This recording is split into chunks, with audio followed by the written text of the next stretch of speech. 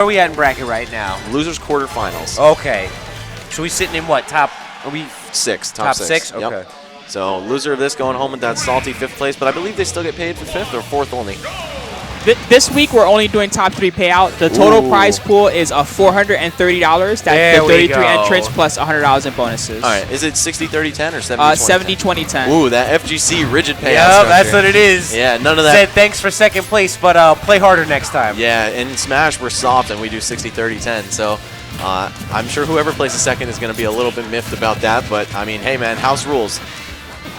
If you don't like it, get better and win the tournament next time. Yeah, exactly. You know, stop complaining and win. And speaking of winning the tournament next time, Ninjalink did last time. Let's see if he can go for the 2-peat. But I mean, he's already in losers bracket, so that means he's got quite a hill to climb against Vinny if he even makes it there. I was gonna say, Ninjalink leaves me with the question: Where's our friend who managed to drop Ninjalink into losers? He's sitting comfortably in the losers finals. He will take on the winner of this match versus Will. Gotcha. Yep. So Nick C still in the game, still got some time to play, and you see him over there in the corner playing friendlies to stay warm. Does not want to drop any sets due to cold hands. No, definitely not. One of the most frustrating things, you make it to the top end of bracket where things start to slow down a little bit and you're forced into a situation where you have to wait, and the worst thing you'll ever hear from players will always end up being a situation. Ooh. Oh, goodness. Wow, just right into the wall. Cutting him up. And yeah, it's even worse for the guy in winners finals because he has another set to wait. Yes, exactly. Okay, Ninjalink going for this descending Metal Blade. Either mix up with a grab or an attack. Really like that kind of stuff. Metal Blade has such great frame advantage on block when you're doing it descending from the air. So Ninjalink just really knowing his character extremely well. And he knows that Lucario does not have many great out-of-shield options. He kind of lacks range on all of his moves now. Yes, he does. Unless it's a very slow move that he chooses to use. And Lucario, the master of comebacks right now, so despite John Numbers being down a stock and 38% now, don't count him out. Lucario only gets stronger as he loses stocks and takes percent. Definitely can't count him out, but you do have to be careful as Ninjalink. Definitely someone who does not tend to drop mentality as he goes through. The man is very well and ready, and not to mention his footstool game has been so on point today. Yeah, making sure that he is as ambiguous as possible when landing on the ground. It's always nasty getting landing trapped by opponents because if they have a read, they get some heavy stuff on you. And look they at him definitely can. Yeah. And as we see here, oh, and so close to getting the spacing on that, but that up air with that with that aura. Both. The aura adds damage and knockback. The rage adds knockback. It's just a mess. Most certainly. But now I'm getting a little confused here as I've heard mixed results from Dakota saying, or Rapture saying that rage starts at 100 and now we're at 86. No, when did he say that? That's not true. Okay, that's what I had a feeling of. I thought rage started a little bit earlier. No, I've told Dakota like 9 times. It starts actually at 30% according to the buzz, and it ends at 150. All right, well, no need for call-outs either way. Just trying to clarify my information as always. Cool. Just getting back on that mic. Yeah, because I've definitely like made it a point to tell people like, no, don't fall under the misconception that it starts at 100. Yes, exactly. And Dakota is someone I see all the time, so I'm sure he knows better. But whatever. The counter from John Numbers almost stealing the game right out of Ninjalink's pockets. This game has really strong counters. As of right now, Ninjalink just trying to find his way in. It looks like he's looking to find that Ryu and Ken Shoryuken. This is not where you want to be against Lucario, though. Letting him live to 124 is a mistake in itself, and when you're at 70%, you're actually liable to die to a wide variety of his moves. Fortunately, nothing from a regular throw, but that side B command grab is definitely lurking. Oh, man! Can he reach? Smart, can he reach? Yes. Yes, he can. He saved that double jump, too. I'm almost 100%. No, he got hit out of it, which is why I was concerned. Out of a beat. No, he definitely double jumped. I saw the ripples. Yeah, I'm sure. Because I was going to say, I was keeping an eye on that since he's so keen with that. He's always so keen about that double jump. I was sitting there watching, thinking to myself, all right. Yeah, I wouldn't have been scared for him otherwise. But, oh man, Ninjalink just very tricky with his recovery, even tricking the commentators, because now you got me second-guessing myself. Exactly, like, that's what I was saying. But I think he did. I think John Numbers nailed him out. Well, either way, it was enough to keep us off balance and John Numbers as that up smash closed it out. So we'll see if that trickery will be enough to take out John Numbers in Game 2. So, for counter picks, I feel like both of these characters really thrive in similar environments, especially the flat, big stages. And here we go, Wily Castle, Omega Mode. I feel like that's definitely an expected counter pick. Yes, I would agree. Run it back to some degree of Final Destination. especially with those nice flat edges, those nice wally ledges that go all the way down to the bottom of the stage. Yep, both characters have wall jumps, so benefits in both. Whoa! Oh, goodness. And Rush just making everything speed up real quick. exactly. Rush turning this into Turbo Tetris. And we got Ninjalink just making sure that he cannot get through the wall of lemons. Imagine a wall of actual lemons. I feel like it wouldn't be that effective at keeping people out. That's one of those things that makes me laugh about thinking about, like, if Diddy Kong actually fought you with the banana and was tripping you every time you tried to stand up. Like, it's just hysterical. I'd be like, nice try, bro. Yeah. But then again, like, chimpanzees in real life are super strong, so I wouldn't want to mess with Diddy Kong either way. Nope, definitely don't think I would. Okay, we got a super tight game so far. Ninjalink just trying to hold down this ground game, though. He's not jumping at John Numbers for any reason other than pretty much throwing safe projectiles. And I like that kind of play. It's that patience that's going to get you the big hits against Lucario to not let him survive for these percents. All Ninjalink has to do is be super zen and then grab that up tilt at a nice 80%. Oh, most certainly. Nice combos, though. The charge of Aura Sphere, look at how many active frames it has. And just John leave it Numbers, going. John Numbers has been doing that since he was fighting Jash earlier today. Just an unbelievable thing. Covers the ledge so well, covers the active frames of their invincibility, and nonetheless is still benefiting him as he sits there and gets a full Aura Sphere out of it. And he can combo into aerials off of it, which is just disgusting. And So grabs, too. Like win, win, win, win, win, win, win. Yes.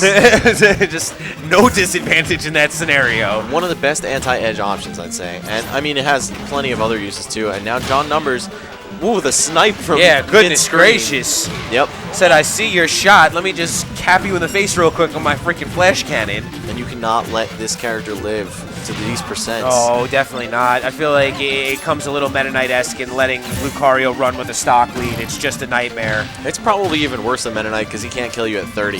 Yep, exactly. And, okay, down tilt man. popping him up, but no follow-ups from John Numbers. Now, when Lucario loses the first stock, he's at a huge disadvantage because he has no aura, no KO power, doesn't do a lot of damage, but when he takes the first stock and he's at high percents, that's just when he's absolutely fearsome.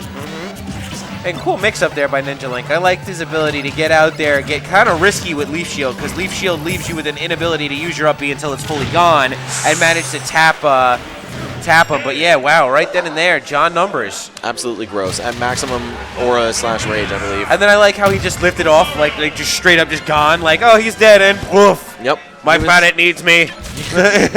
He was at 92%, I think, after the hit, which is gross. That means he got hit at probably like 78, knowing how much damage Lucario does in that mode. And not to mention already demonstrating that both Rage and Aura were in effect. Yes, So, quite clearly. A lot of both of them. They're both pretty much ever present whenever Lucario is taking percent, so just any damage on Lucario is more damage that's going to come back to bite you later if you're not efficient in getting the KO. Most certainly. So we're waiting to see which way Game 3 is going as of right now. Or where it's going. That's a very valid point. Yep. And again, these characters have very similar attributes that make them like kind of similar stages, so I feel like it's kind of up in the air. I feel like it's entertaining, especially coming off of the Will versus Mike Kirby matchup, where the characters very similar story, like similar stages, want the same thing. Now we're seeing the same thing here with John Numbers and Ninjalink. Two characters that when it comes to counter pick time, it's technically a counter pick, but the advantage isn't really as great as you'd normally expect it to be. And Battlefield for Game 3. Battlefield or bust, as the old adage goes. And, little volume adjustment. I don't think this game's going to go within 5 seconds of time. So, maybe Ninjalink really wants to make sure he has every second of the 6 minutes. Maybe that's not even what is at play here. It could just be a different stage choice. But as of right now, we're going to wait and see what goes on. Okay. 1-1. Super intense set. These guys fighting for 4th place. They're not even fighting for the money yet. Nope. This is just to get towards the money. This is that climb up right now. They're grabbing at each other's coattails to just see the money. These are two super good players, too, so I would not count either of them out. Well, this is also last Smash Attacks champ playing here nonetheless, too, so, goodness. John Numbers placed 3rd or 4th, so very impressive showing from him as well. Oh, not invincible, man. You got to watch those. Oh, man, and this is quite the start to the match there. That was a great little edge guard loop from Ninjalink there. Oh, the footstool, but he saves the second jump Goodness as usual. gracious, and these guys right off the bat trying to give us a couple nail biters. Just throwing the crash bombs, making sure there is maximum pressure on Lucario at all times. Oh, he whiffed that free punish. Lucario's lagging for like 3 years after his up B on the ground. Yes. Most certainly, as we have grown to see. But Ninjalink in that grab game, so on point right now. Nice falling tornado. The up air is so useful for Mega Man, both Yeah. as an air chase and a landing option. Well, not to mention, it also, from what I've seen with Ninjalink, sets up with back air, and his back air spacing is already pinpoint. So when you tack on these getting bonus percent from up air, and then a back air that can potentially kill, that's gotta mess with people. Ninjalink absolutely dominating this first stock, and now that John Numbers has no Rage or Aura to speak of, he's going to really struggle to both tack on the damage necessary for the kill and actually score the kill, unless he lets himself get beat up and close to the point of elimination first. Most definitely, and as of right now, as we saw, Ninjalink really went ham trying to get in there and punish John Numbers for making the mistake of being next to that ledge. So John Numbers really trying to get some percent on him and Ninjalink right now to change this matchup and Lucario's playstyle. Ninjalink just content taking what he can get. These little piecemeal hits and even combos. That was pellets into crash bomb detonation into back air. Like, what a ridiculous sequence there. Oh my goodness! And then he got I'm at a loss for words. He got leaf shield to the speed hug on the ledge, forced the actual trump, and managed to get bonus percent against John Numbers. Unreal. The technology is coming out, ladies and gentlemen. John Numbers finding himself not in Kansas anymore after taking all these up airs. There's the Metal Blade on the ground. All right, he stole it, but it fell out immediately. It's not looking good for our hero. I mean, I guess Mega Man's probably our hero, though, considering he's more of a main character. And he beat... Oh, wow. John Numbers, great DI. I really thought he might have had it there. Oh, Ninjalink missed timing slightly, but I think that's going to do Yep. it. Yep. Rage up air on that top platform. Unbelievable job by Ninjalink. John Numbers really sticking it to him to be the beginning of the set, but Ninjalink coming out so fierce, so strong that last game and getting that lead that really beat out Lucario's entire game plan. Finishing with a formidable 5th place as Ninjalink advances to take on his effective crewmate, Will. It's interesting. Ninjalink rocks the EMP tag, but DA is also like a subpart of EMP, and Will's in DA, so I don't know how that works, but It's all over the place. yeah. Now, if you give me 1 second, oh God, we have Dakota. Just leave him. Ah, it was too funny. I wanted to see him trying to show money to a camera that wasn't on. The camera's not on, Dopey. Did you win $1 money now? I want a side bet. Oh, Nice. on Ninjalink? But all right, getting back into it, guys. As you see up here, we got 8ARC yet again, those beautiful arcade sticks. 8ARC doing an unbelievable job of sitting here, throwing some money towards the pot right now. You see the promo codes, $10 coupon code for orders $50 plus, it's Spooky1. $15 coupon code for orders over $100, it's Spooky 2015, Spooky for President, all day, every day. Now my question is, if they put in $50 to the pot, if they use the code Spooky1, would they get 15 or 10% off their $50 contribution? Do we just give that to them? Oh man, numbers for days. Okay, here we go. Final destination for the first game. Right off the bat, no time wasted. Yep, no platforms yet. We don't need no stinking platforms. Oh, and Will saying, yeah, I got a game plan for you. We're going to throw you up in the air and smash. Oh, The Right crash there. bombs, though, just the crazy setups those can give you. and as of right now, these two characters just going bananas right now as you see both characters off stage with little to no respect for one another. It's unreal. This is just a slugfest. Mega Man, a character who usually is trying to keep away, but I always find it funny how Will brings this out in everyone. You, Ninjalink, anyone who fights Will just goes into this full-fledged, like, I want to fight you. I'm not here to tap you out or whatnot. I'm here to fight you. that's my secret, Coontail. I'm always here to fight you. Yes, exactly. So that doesn't faze me too much, but Ninjalink, a player who does like to keep his distance. I mean, historically, he's played zoning-based characters in most games. Most definitely. And done outstanding with them and brought about new tech because of it. Definitely a pioneer of his field and our field, being that we're in the same field. I was going to say, there was definitely a bomb on DK's chest as we saw there. Oh, scared just a little bit too much. Drops down and kills himself. Will picking up the first stock of the game. And Ninjalink not thrilled about that nonetheless, too. Very rarely do you get a emotion out of Randall, or Ninjalink, I should say, but right there, he was not happy. And great play. The Metal Blade into up tilt. That's the new classic for Mega Man. Yup. That only is he for could- sure. If he could do that in Mega Man 2, he'd probably like OHKO the final boss. Yup, exactly. Nice big damage off that spark. The up smash and a little cannon hit into Metal Blade to down throw. Ninjalink just keeps it going. Yes. Now he's got the position he needs. Says you are not on the floor until you're on the floor, so get what you need. And always a great job with that keep away game. As we see here, seeming to move away from that I'm going to fight you game plan and make sure that he's making the right options. Ninjalink seems to have slowed it down a little bit, playing more at his pace now, and it's really working out. Most certainly. Getting his pussies. Yeah, despite Ninjalink not being necessarily an aggressive or approach-based player, because of course he plays Mega Man, he really shouldn't be, he does not play slowly at all. He's a very quick mover, quick shooter. Oh, nice by Will, anticipating that fade recovery from Ninjalink. I like that. Showing that he's a step ahead here, even though he's a couple % behind. And that's gonna hurt, yup. That Shoryuken definitely was not the time to use that at all. Two uncharacteristic deaths there from Ninjalink, as we saw not a random, but a misplaced SD, and then a misplaced Shoryuken causing that F smash to just completely land with impunity. So let's see if we can clean it up. It wouldn't count him out yet. Just seemed like he's either warming up or trying to figure Will out, but Will definitely getting the winning end of that battle.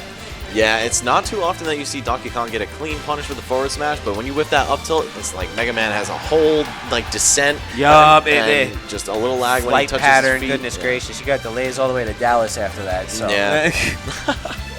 That layover. Yeah, exactly. In between Donkey Kong's hands real quick. Yep. Ridiculous. Most unfortunate for Ninjalink, who really looked like he was starting to pull it together towards the later half of the match. I agree entirely. Had his zoning game back on point, was stopped making the mistakes, or at least in the moments we saw, but unfortunately got caught just the one time making that mistake that cost him that whole round. Okay, so Will not banning Final Destination style stages, allowing Ninjalink, to pick Gar Plane. I know he loves the music on the stage, a lot of people do. And the layout of the stage pretty much the same as vanilla Final Destination. So we could expect to see a similar game plan from both players as we did last game. Ninjalink just trying to create the space, block off those zones with his projectiles, whereas Will is constantly going to be trying to get in, but only at an arm's or leg's length from DK. And as of right now, it seems like Will is the one who's managed to find his spacing, as he's managed to connect up quite a bit and already take almost a 40% lead. Knocking him out of the skies with that up B. One of Will's new favorite things to do is just go in with that, and it has such an improved hitbox, and the likelihood of all the hits connecting is much higher than it was in Brawl. And I agree entirely, and not to mention just the outright safety of it. You know, it's very intimidating. It's a move that lasts for a very long time, and a lot of players want nothing to do with it. So sometimes even when you whiff it, they're not going to try and punish until the bare end. And Will has been making quite good use of Ninjalink's projectiles against him. Excuse me once again, and oh my god. The Will. For anyone who is not aware, Will in Brawl, very, very good at controlling the ledge using his up B. And right there, not only controlling the ledge with his up B, but converting a kill out of it by nailing a stage spike with that nair. Ninjalink not even ready for the tech. But he's definitely doing a great job of keeping this close so far. Okay, no invincibility. Oh, just, okay, get up attacks into the down smash. Ninjalink really trying for those slides. He wants those wall spikes back. He's like, oh, you got me?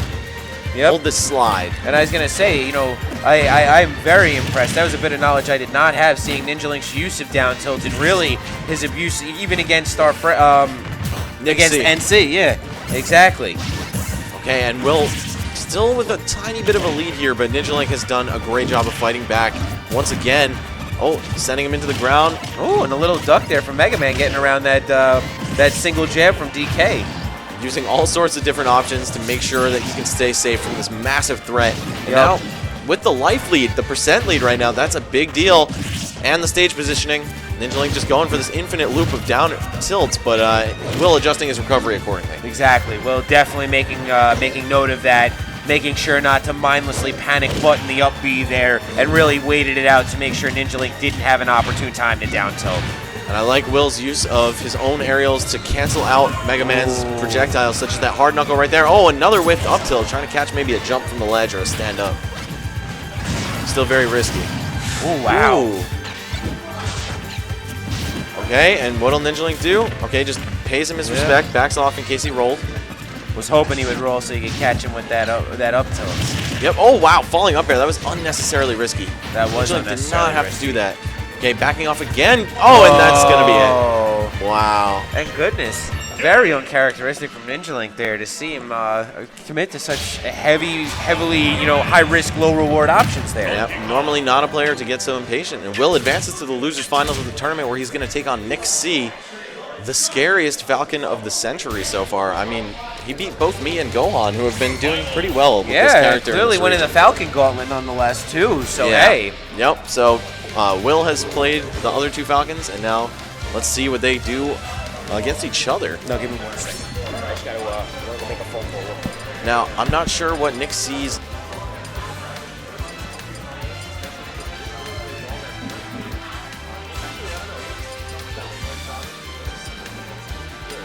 It seems to me like Nick C, I mean, this is a guy that goes to NYU, I believe, and plays with the NYU game crew there. So it seems like he's experienced in lots of different games, not just Smash.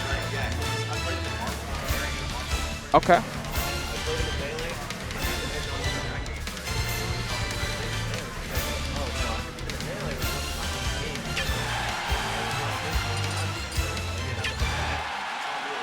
All right, good for him. We'll see how it goes tonight.